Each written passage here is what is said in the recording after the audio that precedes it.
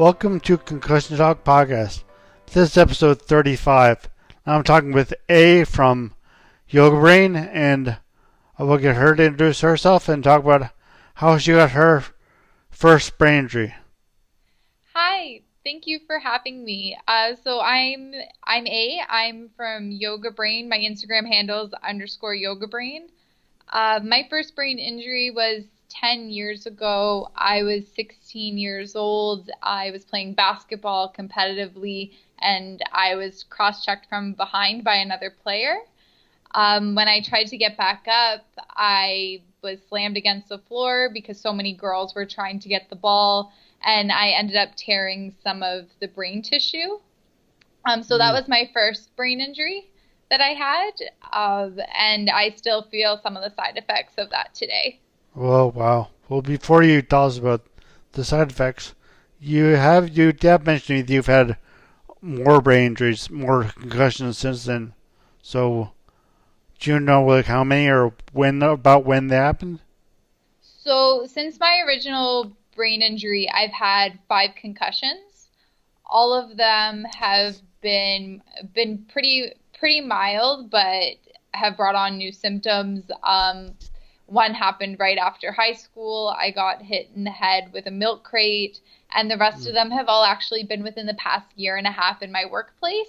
It's been getting hit in the head by, like a locker when someone's opening it, or my spatial sense isn't great, so I may hit my head on a desk. I ran into a defibrillator, which was interesting because, that's supposed to save lives, not cause concussions. Yeah.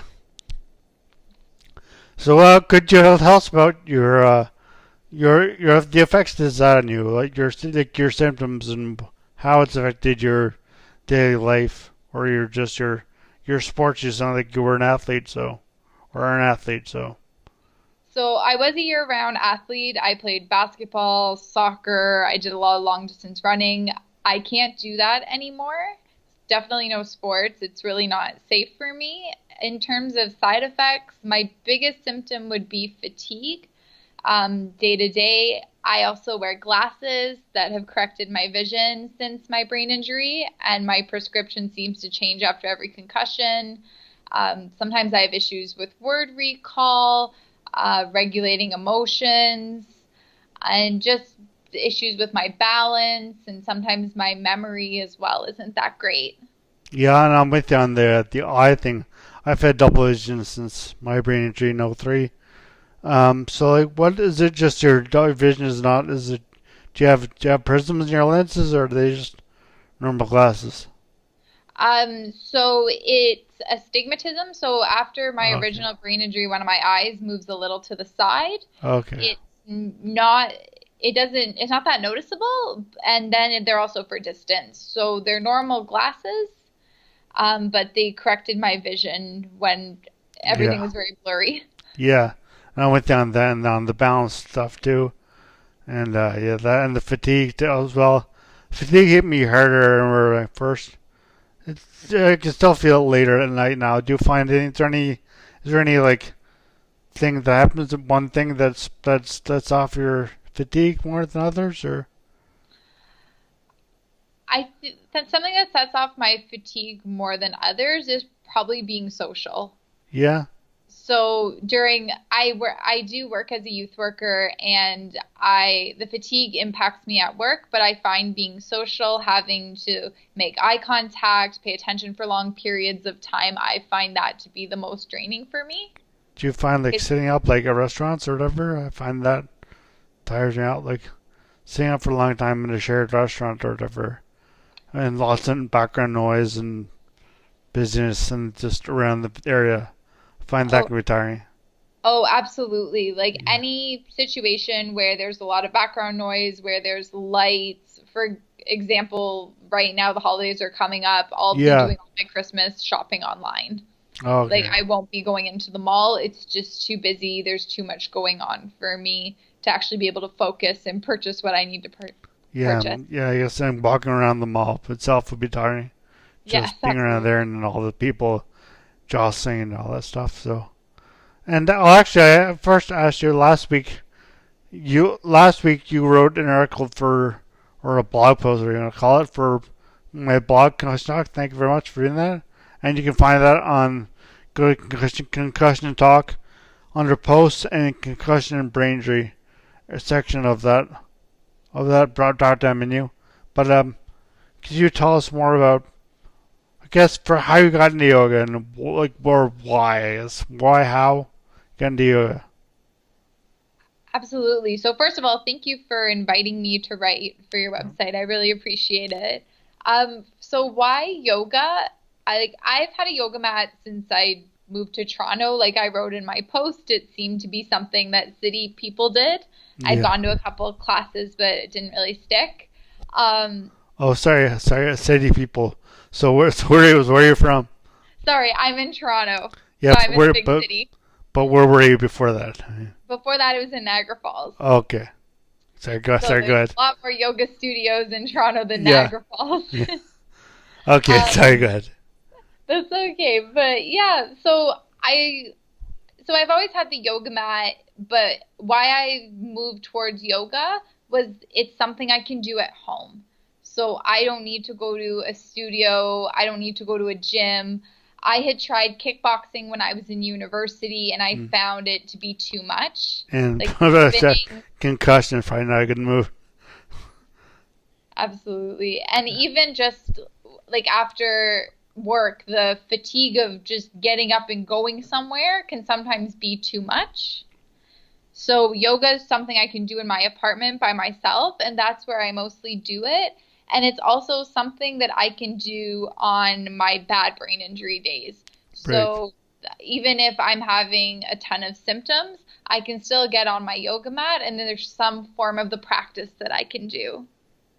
So what aspects of the practice do you find?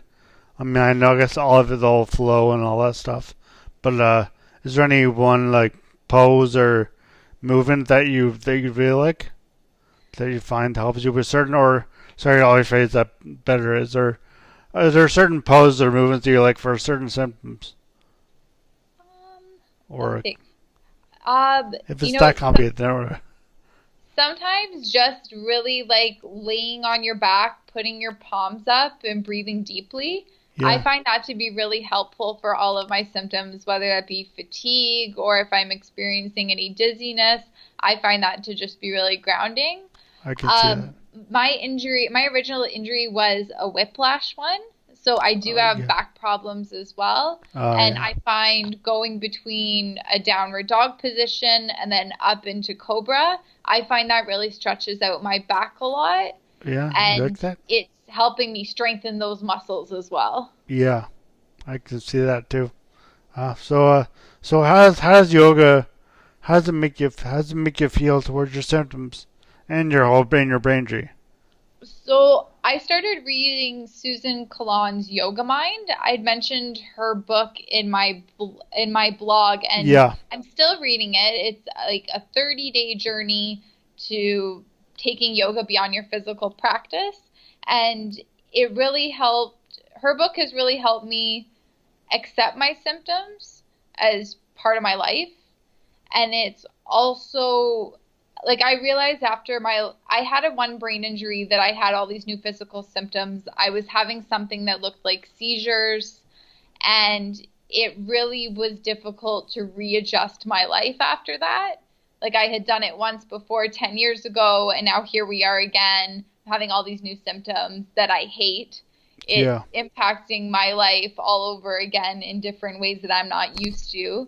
And I didn't realize how angry I was about it or upset I was about it. I'm one of those optimistic people that just keeps going. And I think her book helped me, first of all, recognize what I was feeling, but also change my thinking around, your perspective really.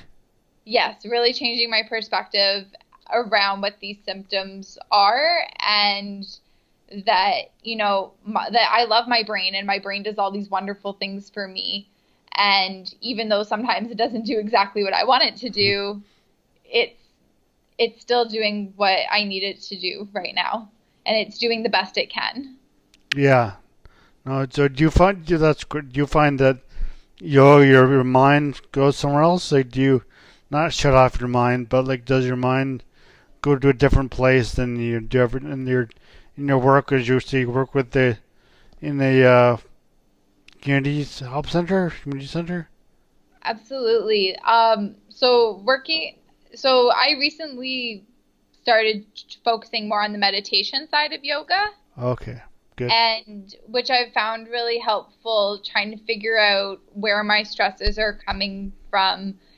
Like a very high percentage of people with brain injuries experience depression after their injury. Yeah, I didn't experience that at 16, and now I'm 26 years old, and it got to a place for me after so many concussions where I was wondering, am I experiencing depression? Do I need to go seek professional help? And like sitting and meditating, just sitting in a quiet space, I was able to more identify the stressors in my life and like what I was feeling as opposed to I may just have depression. I need to go get help for this. And by sitting and just being like having my brain go to a different place and getting a new perspective, I was more able to see that, maybe this aspect of my work life isn't contributing to my brain being healthy. Maybe me trying to be more social isn't, maybe it's just not the time for it right now. yeah, Um, so instead of just jumping to a conclusion that I'm experiencing depression and I need to go get help, I was able to better adjust my life to where I am right now, kind of meeting my brain where it's at. yeah, yeah. So do you still just do practice yoga at home, or have you gone to classes? I've gone to some classes. I feel more comfortable practicing at home. Like I I can see said, with that. the fatigue, it's easier for me to do it here. I You get have gone to around some Toronto classes, stuff, yeah. and I'm glad I did. I went to a few classes. Like I always assumed yoga wasn't for me because I'm not very flexible. I have this injury that doesn't allow me to do a whole lot. But I was going to these classes where these instructors were talking about that anybody can do yoga and just really to do what feels good for your body. In Suzanne Collon's book, she talks about her friend who had an accident and he became paraplegic, and she was doing yoga with him. And I just think it's this really beautiful idea that anyone can do yoga. And Yeah, like for me, after my last concussion, it was a lot more emotional. I felt like I had finally gotten my life kind of together. I'd gotten used to my new physical symptoms. I'd gotten used to the lifestyle changes. And then I got hit in the head again. And I was really upset. And my balance was off. And I was crying. And I was like, you know what? Like, I'm not going to do this. I can't do this. Yoga's not for me. My balance problems are too bad. But then I remembered and went back and thought, no, yoga's for everybody. There's things I can do here, and I can do this. And I'm going to keep practicing the physical part. But I was also reminded of how good I feel mentally when I am practicing. right. That's great. So, actually, this is a you gave me a really good segue, which I didn't even know I was going to ask you about. But balance. How do you deal with balance poses in yoga, like tree pose or something like that, I do it with with the wall? That's how I do it. I do it with the wall. I've used the wall before. I'm starting to try more advanced poses because I've been practicing for a bit. Yeah, But I've been doing it like I've heard of people using pillows, putting them around their yoga mat in case they fall. yeah, But I think for me a lot of it was the mental side of it. So the idea that I can't do this. Like if I yeah, couldn't hold a pose and I'd fall or trip, I wasn't so much concerned about physical injury as I was that this was another thing in this world that I can't do. yeah, And it took me, and this took me a really long time to realize this, but how I really manage that is by being patient and kind with myself. So yeah. if my intention is to hold a tree pose for 10 breaths and I hold it for 4, and my foot drops, it drops. And that's just how it is. That's what my body needed to do. And I'm going to try to pick my foot up again and finish off the rest of it. So I think Right. really just being patient and kind with yourself. Yeah. No, that's an excellent point because I can totally really, as you were describing, I was thinking back to when I was just Like if you, I'm now 15 years away from outside of my brain injury, and when I was less than that, I don't forget what years exactly, what how much time passed, but feeling just beat myself up for not being able to do something that I really shouldn't have expected myself to do. Now I'm 15 years out. Now I'm totally okay with failing or falling down. I'm fine with that because I'm it's been this time and patience is just I just doesn't affect me anymore because I'm not I've because I want confidence and patience just to know that that's fine. That happens and still you're still working to help it to improve your life, improve everything. So I think you bring up an excellent point around brain injury and time. Like, yeah, it goes with everything. Like, time's what's going to heal a brain injury. Time is also going to help with those more like mental health and mental wellness yeah, components. I think like we try so hard to go to all these different doctors and try to get all this different help to cure our brain injury and help us. And sometimes those things are helpful, but really the best thing is time. it's too bad. It's so hard to get across. Like I couldn't get that. There was no way I was gonna get that across to myself. Like if I 10 years ago, there was no way I could tell myself just wait, just time and have patience. I remember my parents trying to tell me just have patience and it takes time. People trying to about that. I'm like, shut up! I don't need to hear that all this stuff. But yeah, it is just unfortunately it is just time. And Absolutely. if you have patience for it, then it's very very rewarding. Absolutely. And anyone listening to this that's has more of a recent injury, like time and patience is really going to be your best friends. Definitely is, and that's yeah, good point. That's really hard to so it's hard to accept and hard to really think of, but it's so important. So Absolutely. And I think like adding the yoga piece in, like it really helped me adjust to this new lifestyle. And it's also given me something to do. Like there, when you yeah, have to be patient when your brain injury is yeah, healing, sometimes it's hard to find things to do. you can get bored. Yeah, yeah, Absolutely. yeah. All right, well, good point. So yeah, do you have anything else you would like to add, or are you? I want to thank you for having me and for anyone listening. If you are recovering from a brain injury, I I hope that this was helpful in some way. And if yoga is something that you think may be helpful for you, you are absolutely welcome to message me. My Instagram is underscore yoga brain. I'm happy to talk to anyone. I'm not a yoga teacher. I'm not a yoga expert, but I could just speak to my experience and I'm here to talk if anyone would like to reach out. And I want to thank you for having me. Oh, thank you.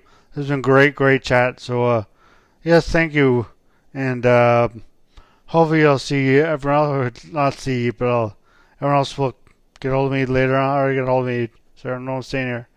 Hopefully you'll all join me in my next podcast. But thank Absolutely. you so much. Thank you. Take care. You too. Thanks. You can read A's blog post at www.concussiontalk.com. Go to the posts menu and the drop down menu and go to concussion brain injury, and the post is called Yoga Brain. So thank you again for listening, and thank you to A for a great podcast. As always, music at the beginning of this podcast is by Ben Sound. www.bensound.com.